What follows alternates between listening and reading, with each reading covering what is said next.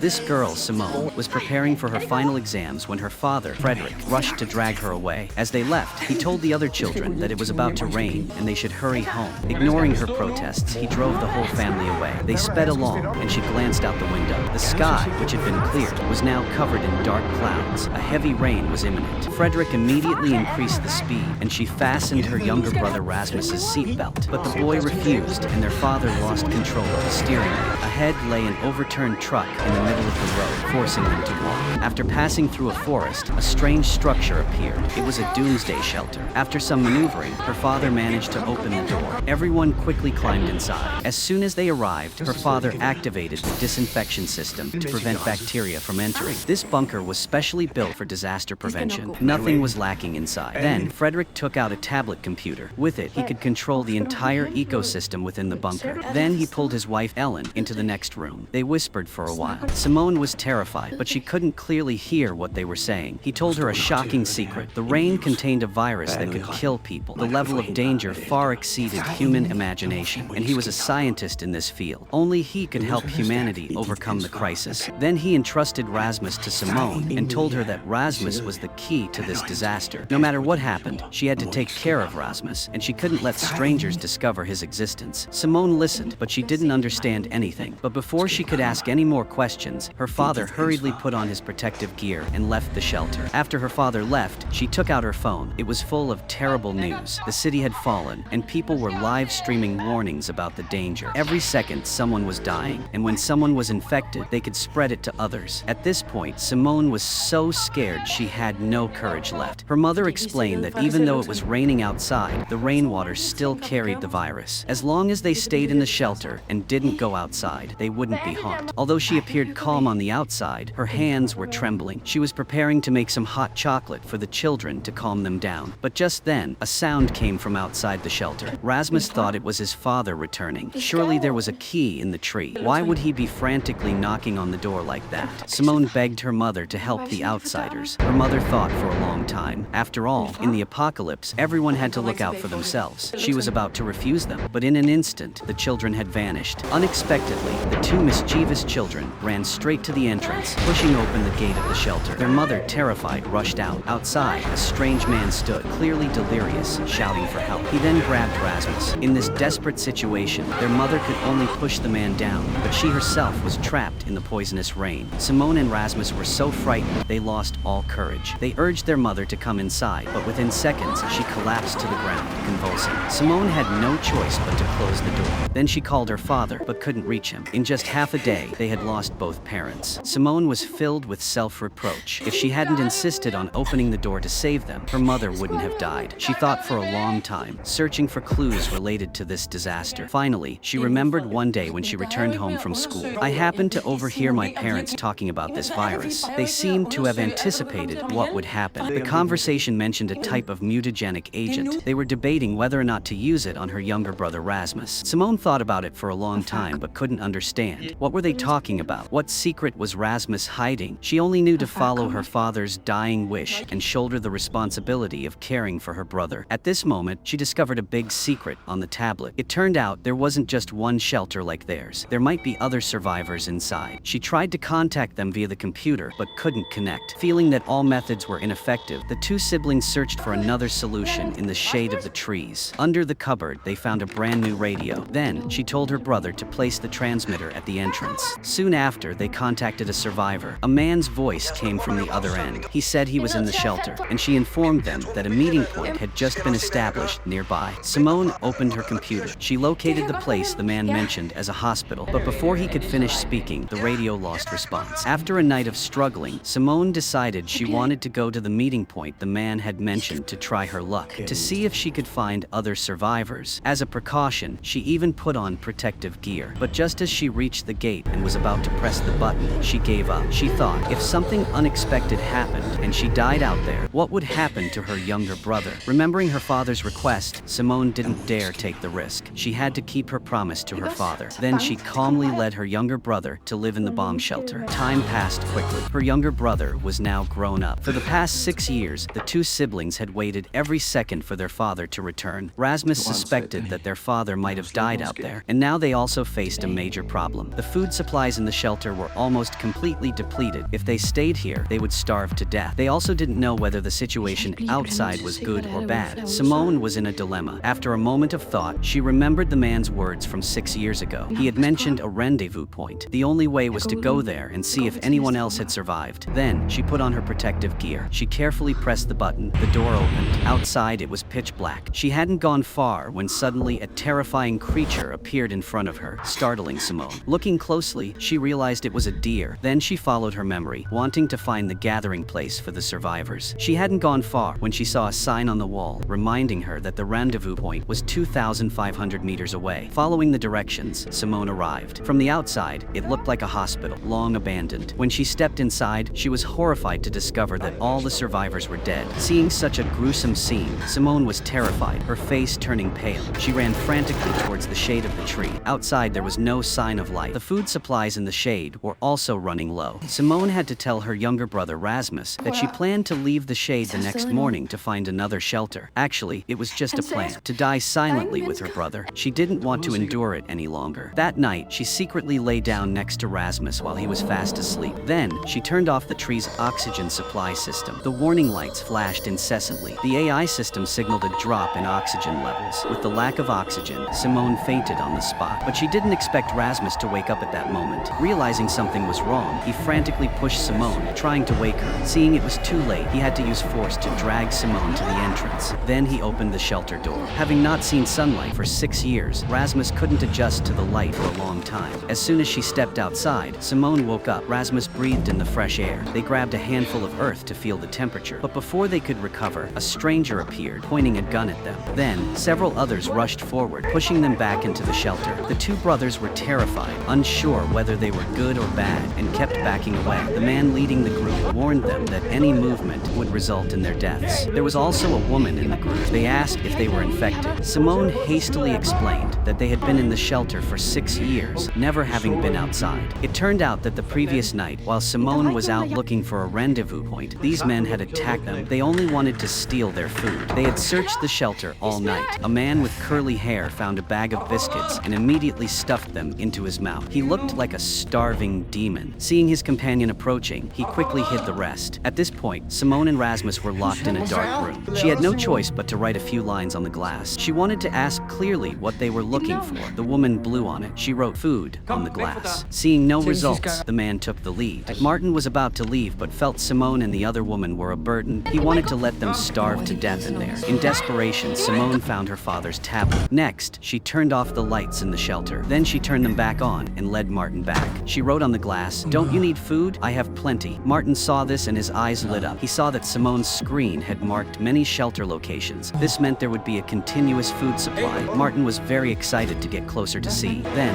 he approached. "Look, what are you doing? Hey, let me see quickly." "Don't." Then she pointed to her head. "I mean, the location of the tree's shadow is completely in my head. If we want to find food, we have to release them." Martin thought for a moment. Finally, he decided to take the two of them along. Meanwhile, a soldier was on guard. Suddenly, something unusual appeared. A woman emerged on the road, carrying her infant son, Rasmus. Without a word, he raised his gun and prepared to shoot. He warned that the area was completely sealed off. If she didn't leave, they would shoot. But the woman showed no fear. On the contrary, she quickened her pace. In just a few seconds, she reached the other side of the bridge. The soldier shouted for her to stop. The woman continued walking towards the camp boundary. He should have shot her dead immediately, but the soldier's heart wavered. Little did he know that this very wavering would cause the deaths of all his comrades in the camp. When he returned to the camp boundary, he was horrified to find a comrade dead from the infection. Turning around, he saw that the driver was also dead in the vehicle. He entered the tent with a glimmer of hope. The stench was unbearable. He never imagined that his momentary carelessness had killed all his comrades. That woman also died here. Luckily, one of his comrades survived, but his condition wasn't good. In a short while, he began to delirium and vomit uncontrollably. Within seconds, the virus claimed his life. This soldier's name was Martin. Fearing punishment from the army, he deserted. 5 years passed in the blink of an eye, and after abandoning his uniform, he became a shipwrecker. He was the one who led his accomplices and kidnapped Simone and her sister sister from the underground bunker. He wanted them to lead the way to their next hiding place, because only the food in the bunker could help them survive. They hadn't gone far when they spotted an off-road vehicle ahead. Martin quickly signaled for it to stop, ordering everyone to lie down for cover. Patrick covered everyone with an insulating sheet. 2 government soldiers got out of the vehicle. One of them took an object and threw it into the air. This is a high-tech drone that can quickly locate living organisms using thermal imaging. It discovered a survivor, but not Simone and the others, but another unfortunate woman. 2 soldiers immediately chased after her. Martin then told everyone to run, but Simone, being overly compassionate, insisted on helping the woman, completely forgetting that her kindness had previously caused her mother's death. However, Martin, worried about everyone's safety, refused. Simone accused him of being heartless. Anna decided to stay and help her rescue the woman. Seeing his lover about to die, Martin helplessly led his men to follow. The woman was now running frantically. She hadn't run far when she came across a foul-smelling sewer. She jumped through without hesitation, but unfortunately, her foot got caught.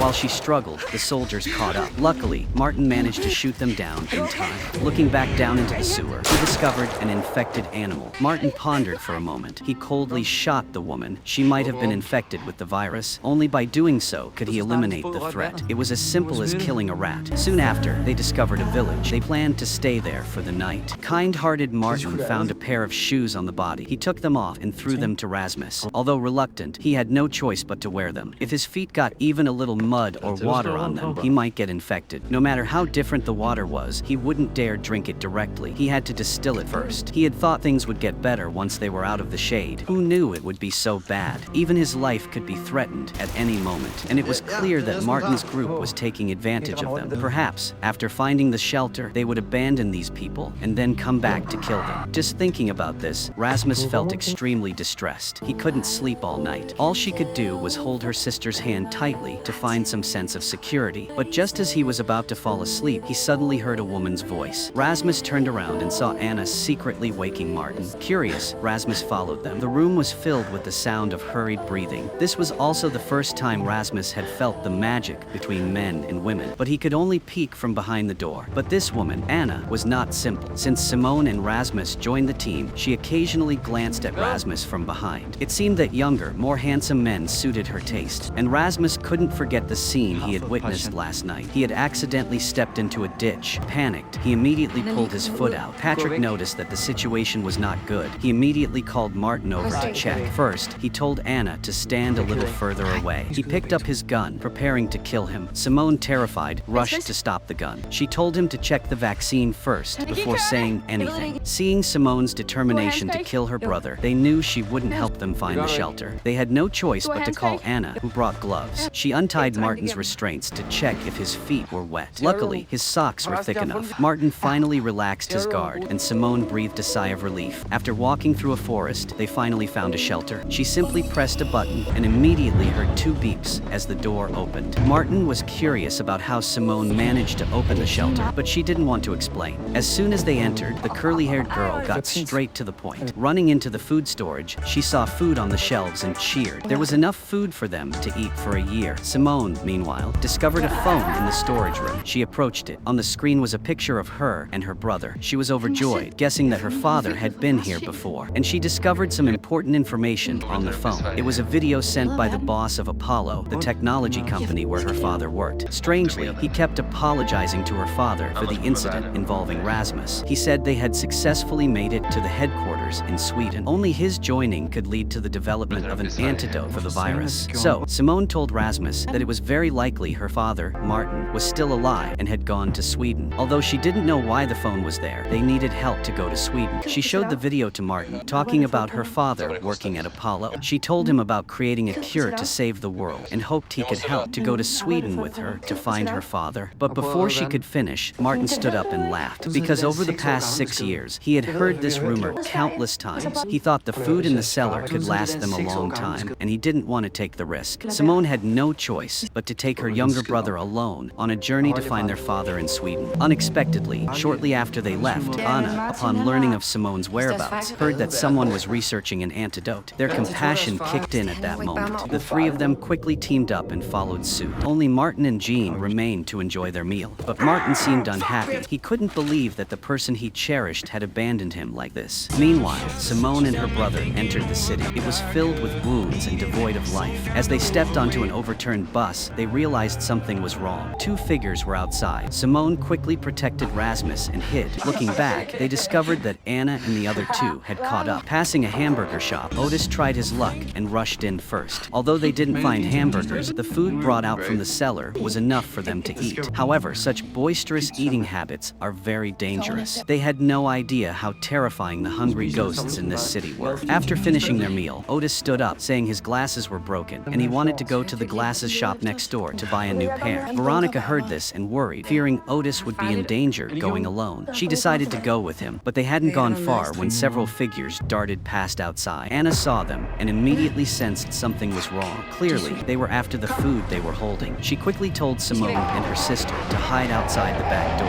Then, they saw a group of people frantically fighting over the remaining food on the table. Simone stopped to watch curiously. Unexpectedly, when they went outside, Anna and her brother had vanished without a trace. At this moment, Otis and Veronica had just arrived at the glasses shop, unaware that an unexpected situation had just occurred, scattering their group. Simone wandered the streets, calling out her brother's name. She called and called, but there was no sign of anyone. After going upstairs, she saw countless missing person notices on the barbed wire fence. The photos on them were so old, they were unrecognizable. This epidemic had destroyed countless happy families. At this moment, Simone couldn't help but worry. Would she and her younger brother ever see each other again? Just then, a strange boy appeared from behind the barbed wire fence. Looking up at the sky, thick dark clouds gathered. It would soon rain. She called out to the boy repeatedly, but there was no answer. She rushed in and led him to find shelter from the rain. Unexpectedly, the hungry boy had used mopping pills as a substitute for a meal. Simone couldn't bear to see him starve to death like that. She immediately took out the food she had brought and gave it to the boy. Before he could eat a single bite, he fainted from hunger. And at that moment, the boy's father rushed home. Very wary, he told Simone to stay away from his son. Only when he saw his son eat the food did he lower his guard. Simone suggested that the man should take his child to see a doctor. The man said that there was indeed a doctor at Little Butter's house who could treat the illness. But because the child was too weak, they couldn't go there. Hearing this, Simone took some more food and gave it to them. She never expected to find such a generous person in this world. The kind man warned Simone that the people outside were all beasts and she should be careful. But before he could run far, he was surrounded by a crowd of hungry people. Blindly scrambling for the food Martine had just gotten, Simone was terrified. She never imagined that humans could be pushed to this extent. They were almost acting like animals. Just as Simone was about to run away, a long-haired man in the crowd blocked her way. As she hurried back to the hamburger shop, everyone else returned. And at that moment, the long-haired man rushed in with a knife. He wanted to snatch the food from Simone and the others. He threatened Rasmus with a knife. Luckily, Martin arrived just in time with Patrick. It turned out Anna had left the bunker not long ago, and he followed her. Just in time for this critical situation, he raised his gun and ordered the long-haired man to put down the knife. But the man continued to attack Rasmus with the knife. Simone, seeing this, panicked and ran forward. Then, while no one was paying attention, the man took the group's food back. Martin told the others not to pursue because Rasmus was likely to die from excessive blood loss. Seeing her brother's plight, Simone completely lost her composure. The others were also stunned. Just because of a careless remark, she almost killed her own brother. This woman truly hadn't learned her lesson. They had to find a supermarket van, intending to go to the nearest bunker to see if they could find a first aid kit. After an hour's drive, they found a bunker, but unexpectedly, the main door had been destroyed by the other survivors. When they checked, there was nothing left, not even a medicine box. Luckily, Simone had brought some painkillers. They helped ease Rasmus's pain, but continuing like this wasn't an option. At this point, Simone had no choice but to beg Martin for help. She'd heard there was a doctor in Little Butter, and only taking Rasmus there could save him. Martin didn't hesitate. He took out a round object. This was something he'd stumbled upon while hiding in the trees. He gently pressed his finger down, illuminating a map. Looking at the map, they were clearly in a quarantine zone. No wonder the government army was killing anyone alive. They feared that anyone escaping from the quarantine zone would infect others. The doctor's location was right on the edge of the quarantine zone, separated by a wall. Their guess was correct, as Veronica observed from behind the trees using binoculars. On the other side of the bridge, a military vehicle was just leaving. If they crossed the checkpoint, they could be shot on the spot. At this moment, Simone could only desperately ask Martin for help. Unexpectedly, this unintentional act angered Anna, who was beside her, and made her jealous. She gently stroked Rasmus, which only fueled Martin's jealousy. The two then had a huge argument, sowing the seeds of future trouble. To save her brother, Simone made a daring decision. She acted as bait to attract the army. She hadn't gone far before a drone spotted her. She had no choice but to run turned into a large building. The drone flew over the roof. Using infrared sensors, it detected a living creature. In seconds, a military vehicle rushed to the scene. 3 fully armed soldiers approached Simone. Unexpectedly, the predator became the prey. The drone was immediately shot down. Before she could react, several more men sprang up from behind. In a few swift movements, they subdued them. Patrick suggested that Martin directly kill them. Simone stopped him and said that simply stealing the car would suffice. Patrick was furious after hearing this. He yelled at her, "You're such a nuisance. It's the apocalypse, and you still want to be some kind of model?" Then he tied up the 3 soldiers. Martin took out the electronic map and pinpointed the location of the quarantine zone from their mouths. At that moment, the walkie-talkie in the vehicle suddenly beeped. Other patrol teams had detected something unusual and would arrive soon. Patrick called Martin and urged them to quickly kill the soldiers. At this point, Otis's eyes widened. He saw a tattoo on one of the soldiers. His family had died at this man's hands. Then, Martin brothers, we have to kill them. Although Simone vehemently objected, she was powerless. After a few gunshots, life was unpredictable. Life and death were hard to foresee. It was uncertain whether these soldiers would survive. Soon, they pulled the vehicle to the town where the doctor was located. The exact location had been determined via thermal imaging from the drone. Unexpectedly, Patrick was extremely vigilant. She immediately drew her gun and pointed it at the uninvited guests. Only when she saw Rasmus was injured did she lower her gun and invite them inside. In just a moment, Patrick stitched up Rasmus's wound. It must be said, this woman's medical skills were truly exceptional. But at this moment, Simone's unrestrained mouth caused trouble. The doctor only asked what his father did for a living. She didn't hide anything, immediately saying, "My father works at Apollo. Moreover, they are researching an antidote to save the world. I'm really proud." Unexpectedly, at this moment, a sharp glint flashed in Patrick's eyes. She began to harbor murderous intentions. She led a man and a woman to an underground cellar. With a flick of her hand, she gently touched the door. The large door opened with 2 clicks. Using flowery words, she lured them inside. Next, Rasmus was lying on a bed. Before Rasmus could react, she handcuffed him. It was then that Simone realized something was wrong, but the doctor's expression had long since changed. Suddenly, he rushed forward and pushed Simone against the wall. Meanwhile, Martin also noticed something unusual. He saw a large group of soldiers charging towards them. He hastily called his 2 teammates to prepare to leave. Unexpectedly, a major incident occurred at this moment. He asked Martin why he didn't kill them.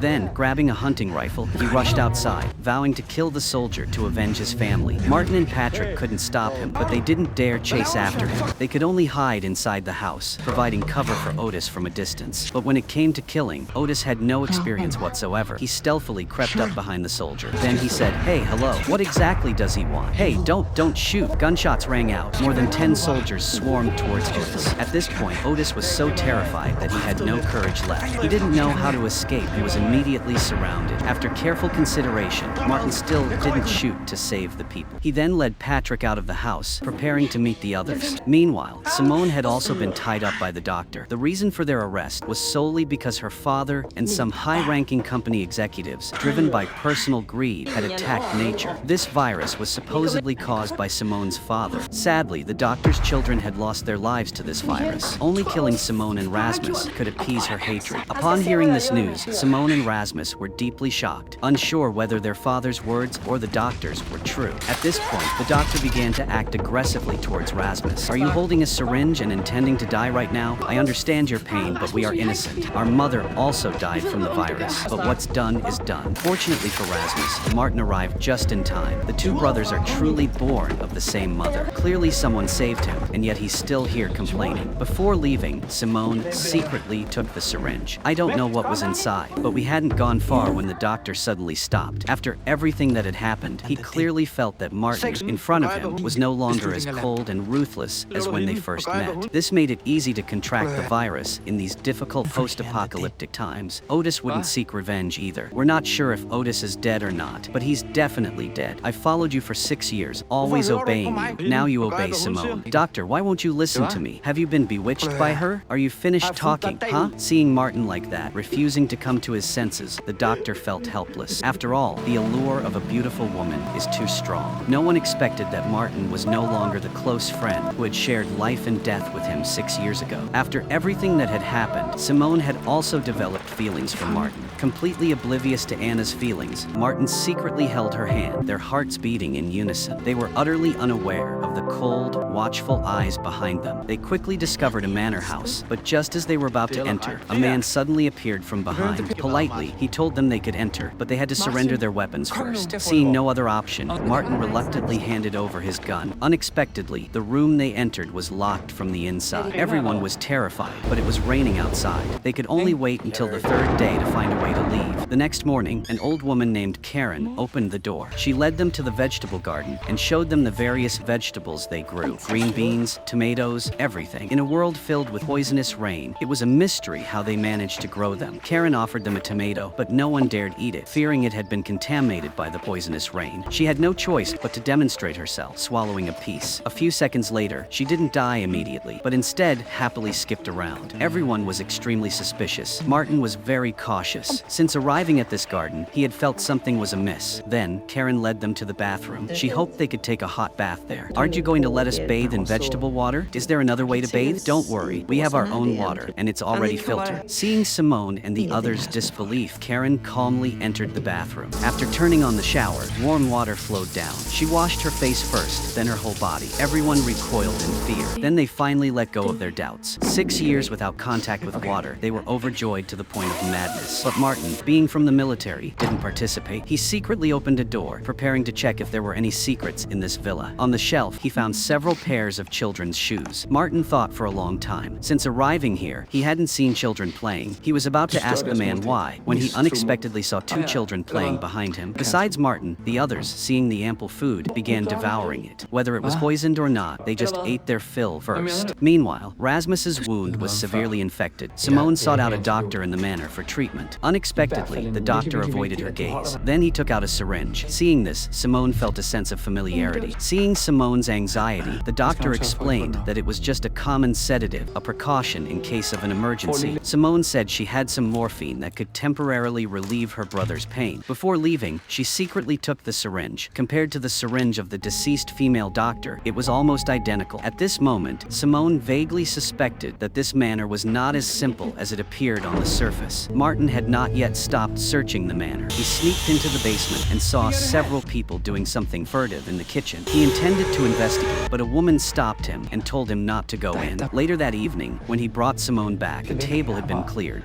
Clearly, those present were trying to hide something. Martin thought about it for a long time, but couldn't figure out what was wrong. Looking at the tomato on the table, he realized that only by tasting it himself could he discern anything. He threw it in his mouth and chewed for a while. Its taste was no different from a normal tomato. To be safe, he recounted what he had seen over the past few days to everyone, advising them to leave immediately. But because they were captivated by the vegetables and bread, most chose to stay. Martin was helpless, and at that moment, Karen suddenly walked in, saying there was a dinner party and enthusiastically inviting them to join to verify his suspicions. While the others went to the party, Martin once again ran down to the basement. When he opened the refrigerator, he discovered a human body part hanging inside. After processing, it had been cooked into a fragrant meat stew. How could people who hadn't seen meat in 6 years find such a delicious dish so special? Before they could say anything, they began to devour it. But before they could finish, a fat woman approached with a plate containing strange lumps and gave each person a piece to eat. What was in these lumps? Had they just eaten human flesh? Liza and the others immediately felt nauseous and vomited on the spot. Conversely, the other survivors, who had maintained their strength through this method of eating, didn't react as strongly. Martin, who knew the truth, also arrived. He punched Raph to the ground. In the chaos, the doctor pointed a gun at Martin. They became the lambs to be slaughtered. It was just a matter of who was lucky enough to pull out the gift box with the flowers. Unfortunately for Veronica, who had been eaten the most, she ended up helping them. 2 survivors stepped forward, intending to take her away. Unexpectedly, after a few days living together, Karen developed feelings for Veronica. She cared for Veronica like her own daughter. Taking advantage of the situation, she snatched the flower from Veronica's hand, deciding to replace her. Veronica was heartbroken. Since arriving at the mansion, Karen had given her the feeling of being her own mother. She didn't want Karen to die in her place, but Karen was determined. I sincerely wish to replace Veronica. Simone and the others were so frightened they didn't dare do anything. They wanted to leave. Unexpectedly, Raph didn't make things difficult for them. Staying or leaving here was voluntary, but there were still people willing to do this dirty work. Mahan retrieved the gun and backpack. Simone always suspected that this manor was connected to Apollo, so she asked the doctor to tell her the truth. The doctor didn't hide anything. Not only did he know Simone's father, but he also created this viral disease. Raph was displeased by the doctor's honest confession and decided not to detain him. Simone and the others hadn't gone far when they discovered the doctor secretly following them. He then pulled out a syringe and pointed planted it at his neck, injecting himself with the deadly virus. Perhaps feeling guilty, the doctor decided to die to atone for his sins. Soon after, they found a shelter using a smart map. But there, a dog appeared. Animals can carry the virus, but they don't die from the infection. Martin intended to kill it, but Patrick stopped him. Unexpectedly, this moment of weakness led to Anna's death. After several days of hardship, their food was almost gone. Martin decided to lead the group to the nearest shady spot to try their luck. Meanwhile, Anna was constantly clinging to Rasmus. Martin was angry, but dared not speak out. After all, everyone has the right to love. Wasn't he always being ambiguous with Simone? Martin was preparing to leave, but Rasmus lied, saying he was injured and unable to move. In reality, he wanted to find an opportunity to be alone with Anna. Anna seemed to understand Rasmus's intentions. She couldn't help but laugh. Seeing this, Martin didn't want to prolong the situation any further. He called Anna outside, and they parted amicably. The adult world is simple and straightforward like that. Two lovers break up because of a misunderstanding. Luckily, Martina is an optimistic girl, and it seems Rasmus also likes her. Soon after, Martin's group found a cellar. Judging from the items inside, it was probably a house where 3 people lived. There were also children's drawings of crescent moons on the walls. Seeing Patrick constantly eating the food there, Simone started to show pity, scolding Patrick. What would happen if the children came home and there was nothing to eat? The two argued, and this also caused Patrick's hatred towards her to reach its peak. He was holding a bottle of liquor, ready to drink himself into a stupor. At that moment, a video on a tablet caught everyone's attention. It turned out there was a scientist there. He was seen tying up a man, and while the man turned away, injecting a virus into his body. Just seconds later, the elderly man convulsed and died. The scientist reported the results to his superiors. Simone recognized him immediately. It was her father. There were hundreds of videos like this. They were doing it to find people who could resist the virus thanks to their own immune systems. Countless survivors had become guinea pigs. Even the little girl in this shelter. Perhaps she had met with misfortune. But even so, Simone still believed in her father. She believed that he was doing this to save the world. Patrick was furious. He could no longer tolerate Simone's compassion. Taking advantage of her inattention, he pushed her out into the rain. Then he yelled at Martin to go outside and shoot her dead. Seeing Simone drenched in the rain,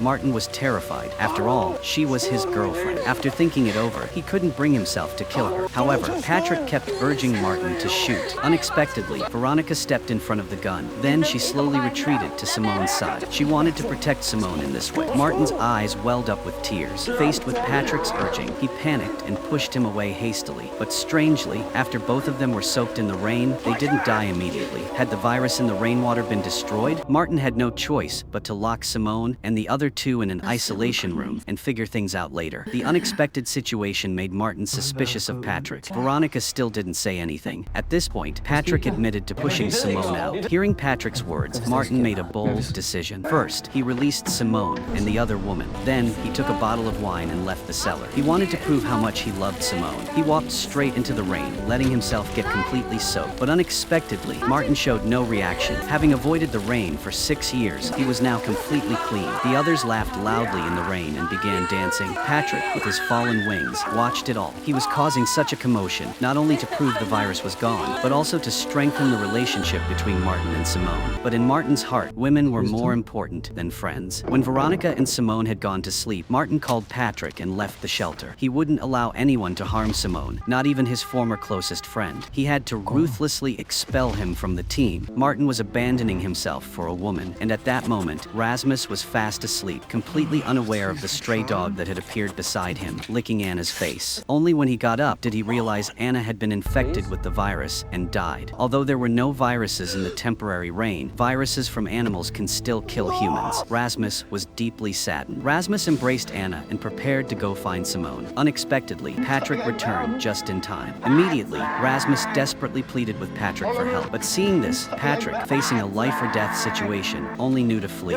Humans only care about themselves. Patrick's actions were not surprising, but he hadn't run far before he was captured by the Apollo agents sent by the Apollo company and beaten repeatedly. At this moment, a man got into the car. Rasmus intended to extract information from him about Simone and the other survivors. He kept questioning Patrick, but he wouldn't say anything. Then the man pinned him down and stuffed a pair of pliers into his mouth. With a few cries, Patrick revealed the location of Simone and the others. The people behind the Apollo company also appeared. Seeing his girlfriend's tragic death, Rasmus was devastated. To prevent her from dying in the wilderness, he built a simple skateboard to go find his sister Simone. As soon as he arrived, Simone locked him in an isolation room. Rasmus couldn't understand why Martin and Simone were doing this. He was worried. He shouted from inside, begging for their help. "Why can't you help her? I can't believe how cold-hearted people are in this apocalyptic world. Even my own sister." But Rasmus didn't know. Outside, Simone was extremely worried, afraid that Rasmus would get infected and die if he stayed in there too long. Meanwhile, Martin was also devastated. He had loved Anna. He couldn't believe that in just half a day, she had died right before his eyes. To comfort Rasmus, Simone put on protective gear and entered the isolation room. She gently told Rasmus that Anna was dead and that her grandfather would get infected. Rasmus was overwhelmed with grief. No matter what Simone said, he wouldn't listen, and he had already considered doing something reckless with Anna. While Simone wasn't there, he sneaked out of the bunker with a walkie-talkie. He contacted the leader of the eraser group, Raf. Raf had just heard Rasmus say he wanted him to capture him. He was utterly astonished. He couldn't understand why anyone would actively seek death. It wasn't until Patrick revealed the truth that he suddenly understood. Rasmus had been in contact with an infected person, but hadn't died immediately. Perhaps that was the person they were looking for. Raf worked for the Apollo company. His boss, Cowan, wanting to dominate humanity, created a world-destroying virus. He divided the area where Simone and the others were staying into a quarantine zone.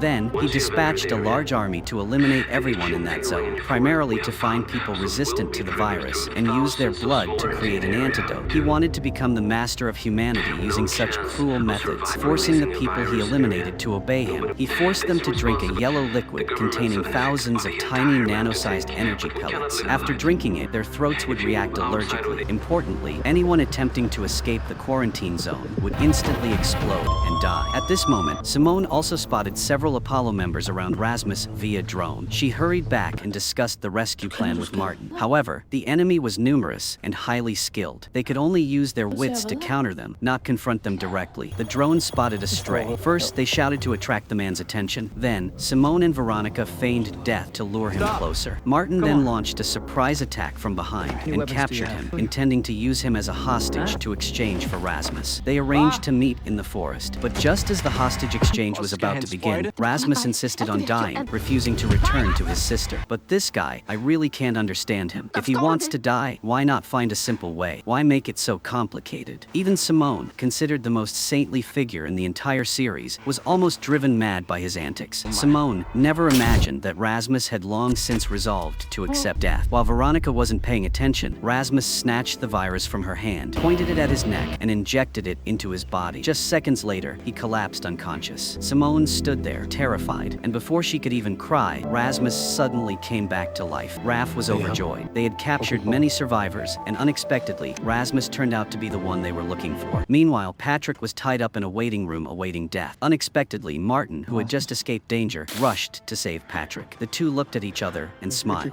After everything, they reconciled. Simone and the others decided to follow Raf to Apollo headquarters to search for her father. Rasmus became the hope of all humanity, but at this moment, he still seemed unable to overcome the pain of losing Anna. But could he truly save humanity? Before leaving, one of the purgers kissed him on the forehead. Unexpectedly, just a short time after Simone and everyone else left, he was poisoned and died unconscious. 6 years passed in the blink of an eye. The three of them met for the first time. But facing his biological father, Rasmus felt utterly alienated. Simone repeatedly hit her father's chest, reproaching him for not coming to find them for 6 years. Meanwhile, Martin and the others were housed in an underground cellar. They were surprised to discover that Otis was not dead. It turned out that when Otis was captured by the Apollo group, they hadn't killed him. They slept well and ate well. Otis seemed to be the luckiest person there, but things weren't that simple. A woman brought out several cups of a yellow liquid. She lied, claiming it was a nutritional supplement, to trick Martin and the others into drinking it. Martin was very cautious, suspicious of whether it was poisoned. Only after seeing the woman drink it, all did he feel reassured and drink it all himself. Meanwhile, Rasmus was confined to an isolation room and became a test subject. His father didn't know what to do. He told Simone not to come here, looking for him. Simone was still confused after hearing that. It turned out that her father had known for a long time that Rasmus had the antidote for the virus in his system, which is why he locked them in the underground bunker to prevent Apollo from discovering them. To prevent the worst-case case scenario, he had locked the door behind the tree and erased that location from the computer. Unexpectedly, this aroused Ralph's suspicion, who was sitting next to him. Therefore, the events of today unfolded. To protect Rasmus from becoming a test subject, their father attacked him from behind while Ralph wasn't paying attention, killing him. But Ralph didn't realize that Simone not only raised Rasmus, but had even found the head of Apollo. The head advised Simone to leave quickly. If Rasmus's blood was used to create the antidote, he would likely die there. For the past 6 years, he had been searching for someone to replace Rasmus, who had killed many innocent survivors. Simone's actions drew criticism from her father, but they didn't have time to argue. The only solution now was to leave quickly. The father told Simone not to wait and that he would go get Rasmus. But upon arriving at the laboratory, he discovered something was wrong. All the doctors who had examined Rasmus were dead. He suspected that Rasmus's body wasn't as simple as everyone thought. Taking samples from Rasmus's mouth and placing them under a microscope, he discovered that not only was the antidote present, but Rasmus himself had also become a solid form of the virus. Worse still, the virus in Rasmus's body seemed to have mutated. Anyone who touched his skin died. After careful consideration, the father sounded the alarm. Knowing that Rasmus's escape would kill everyone, the father decided to personally send his own son to his death. Unexpectedly, Simone had overheard everything. She turned back and told Rasmus to put on protective gear and prepare to escape. But they were still discovered by the father, who intercepted them in their escape road. The father thought he had destroyed the world once, so he would never allow his son to destroy it a second time. He raised his gun, intending to kill Rasmus. He raised it repeatedly, but couldn't bring himself to do it. At this moment, Rasmus didn't understand why his father was treating him this way. Martin stood in front of him, hoping his father would let them leave. Unexpectedly, his father directly shot and wounded Martin. Then he raised his gun again, preparing to kill Rasmus. After that, Simone knocked her father unconscious. She drove an off-road vehicle out of the Apollo facility. Ahead was the isolation wall, and there was a large group of inspectors blocking their way. The leader was Ralph. Although he didn't make things difficult for them, he revealed a shocking secret. The yellow liquid that Martin and the others had drunk not only caused red rashes on their necks, but if they stepped outside the isolation wall, they would instantly explode and die. Only Simone and Rasmus hadn't been affected. Martin advised her to take Rasmus away. The two parted ways with great reluctance. But unexpectedly, as soon as Simone got into the car, she changed her mind. She couldn't bear to give up the feelings she had just developed for Martin. She couldn't bear to give up her friendships with the others. They were a team. No one could separate them. Then she turned the car around and sped into the quarantine zone. The boss of Apollo ordered their arrest. The goal was to capture Rasmus, the carrier of the deadly virus. The film ends here. Thank you for watching, goodbye, and see you again.